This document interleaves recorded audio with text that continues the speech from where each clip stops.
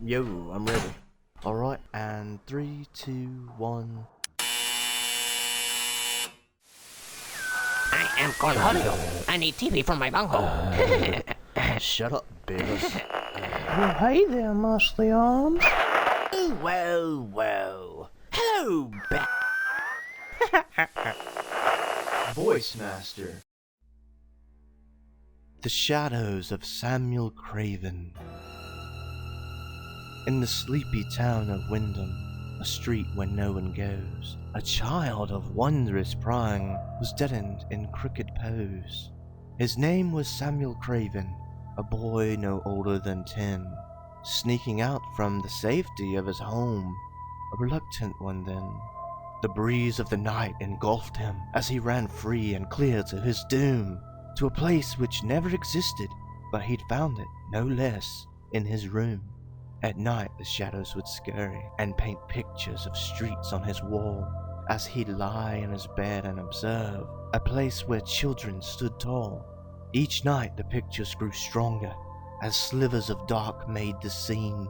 A street of cobblin houses, glowing windows, thatched roofs and oak beams. On his wall shadowed children would scamper, playing late and loud as they pleased, while Samuel lay there in envy. This place he wanted to be. For his parents seemed strict and distant, far removed from the freedom he yearned, and of course Samuel wished for an instance where the rules of grown-ups could be spurned. Night upon night he was beckoned by the children playing tag on the wall, and the rules of his parents rang harshly in his ears, in his soul, in him all.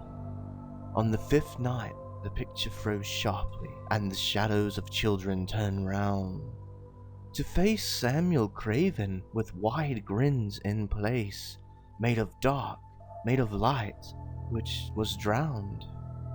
Come with us, dear Samuel. You can play with us now in our street. And you never need to worry about grown-ups again, for here parents and children shan't meet. Young Samuel did not have to answer, for he leapt from his bed with glee through the wall where the empty eyes watched him, open-handed and whispering, Be free! As the thin shadowed hands of the children grabbed his own and pulled him within. The world turned grey to poor Samuel, and his vision began to dim. Welcome home, my dear little boy, said a voice cracked with age, wheezed and thin. And as his sight was encroached by the darkness, Samuel saw what had spoken to him.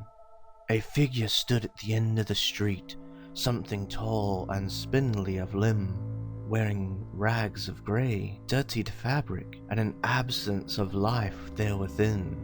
Its eyes were putrid and glassy, and its mouth gaped with rotten lament against those with joy and childhood, and of people and of time misspent.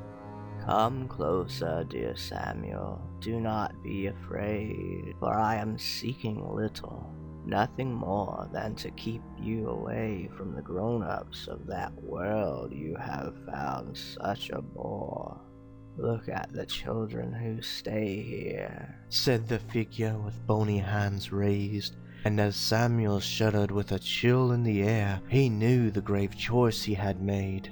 For the children played not, so to speak, but were frozen in crooked positions, like scarecrows warding off the unwanted, the figure's prized acquisitions. Mouths stitched tightly in place, eyes pleaded and ears strained to listen as the shrouded vagabond figure walked amongst the deadlocked children. They too once wished to run far away from those who were old and stern, and of course I granted that wish by making shadowed statues of them. The vagabond moved closer, and Samuel saw in its round opaque eyes there was nothing of love about them, only pain and a well of demise.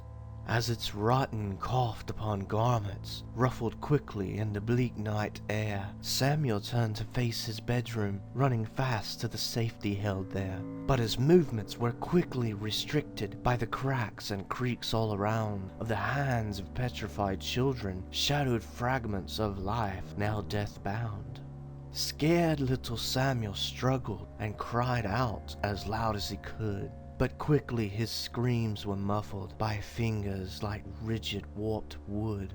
"Now is the time," said the vagabond, showing his teeth white and bled, while slithered hands gripped the boy in place. The figure held needle and thread. Darting in front of small Samuel, the needle glistened with delight, and the children forced a smile on his face with their hands, withered and slight, as their fingers pulled at the corners of his mouth and prodded inside. Samuel cried in desperate terror, tasting charcoal and rancid skinned hide. The vagabond now simply reveled as he pierced helpless Samuel's top lip, pulling needle through skin and followed by thread, before laughing and gargling on spit. Coldness now took young Samuel, and his skin began to fade. Like the other children around him, life and hope reneged. "I will seal up your lips and take your light and add you to my own gaggle of souls filled with hate for those who are feeble," said the vagabond, holding the needle. As the needle hovered and danced, tears streamed down Samuel's face. To be back in his cozy bedroom, find his steps, and simple retrace. That was all he could think of. But now nothing more could be done, for as his skin turned to shadow and his eyes began to burn, the vagabond stared intently, spit drooling from open-gaped lips. And with one thrust forward, the needle drove straight to extinguish the child's heart by eclipse. Howls of pain and anguish cut through the cold darkened street. But it was not young Samuel who yelled in pain. It was the vagabond who had to retreat. For standing shoulder to shoulder, dragging the figure with all of their might, was Samuel's parents, emboldened by their son's cries for help in the night. They pulled at the creature's limbs, knocking needle from sworded hand, and the shadowed children creaked forward, following their master's commands. Take their light now, my children. These grown-ups must be punished. Stitch their lips and seal their fate, said the vagabond, seething with hate. Samuel lay on the cobble, crying and desperate for home, as the vagabond threw both his parents to the ground next to their son. They cradled their boy's head softly and whispered, "Do not be afraid," as the shadowed children surrounded, open-eyed with fingers like blades.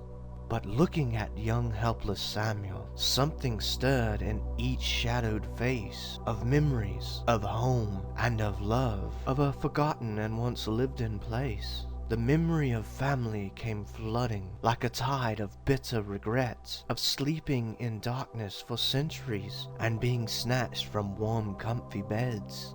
Slowly the children cracked onward as the vagabond closed in tight, yet not to assist their captor, but to stop him with all of their might. A sea of shadowed child fingers pulled and clawed at the rag of the vagabond, once their master, who'd sewn each of their stitchings and gags. Samuel's parents did not need to ask for one more second of time, and grabbed their son as quick as they could, fleeing the scene of the crime. As the figure tore down his children, each one their stitching pulled out, he rasped and screamed with venom at the family who'd caused such a rout. His horde of children lay on the floor, wide-eyed and mouths ripped open, as he flung himself towards the three who'd left his street empty and broken. Panting and rushing and heaving, Samuel's parents flew to the edge of where the street now ended, and the bedroom made safety its pledge. The vagabond soon quickly followed, as the family leapt within, to their house and the room they had chosen for their son to play and sleep in. As the figure drew ever closer, a seething wretch of the night, Samuel's mother leapt to the corner and simply turned on the light. No shadows were there to be feared of, no vagabond, children, or street, nothing which spoke of the danger which their boy had taken to meet. The years moved on with Samuel, though he would never forget his mistake, running from those who loved him to strangers who'd promises make. And now young Samuel is grown up, his daughter asleep in her room, as the shadows and whispers spill over from the street, the vagabond's tomb.